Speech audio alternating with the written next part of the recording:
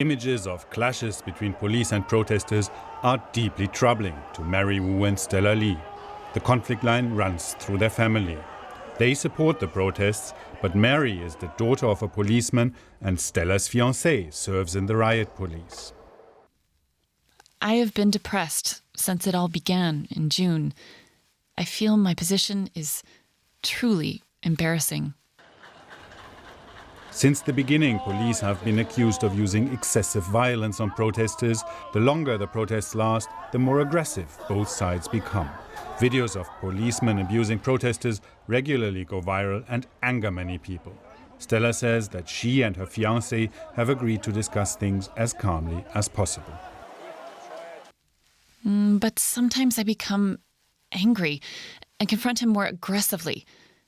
Then he just answers that he was not on the spot and did not see what was happening, so he cannot judge.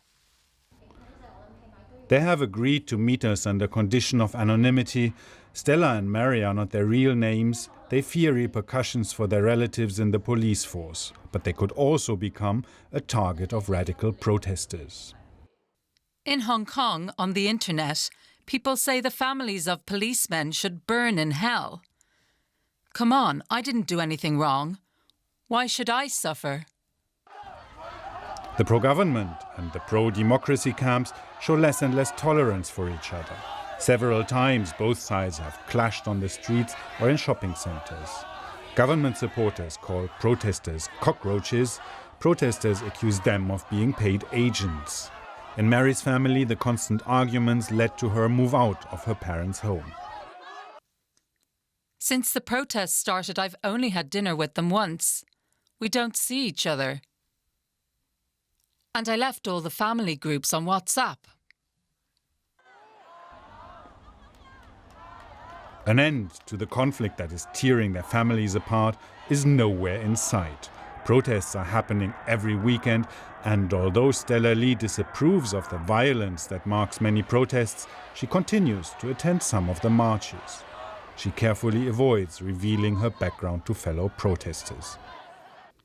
I have never thought that people would see me as guilty for being the fiancé of a policeman. Some friends have asked me if I still wanted to have children, knowing they would grow up with such a burden. I feel helpless. But there are also days, she says, when she believes that the rift between police and society can be healed after this crisis ends.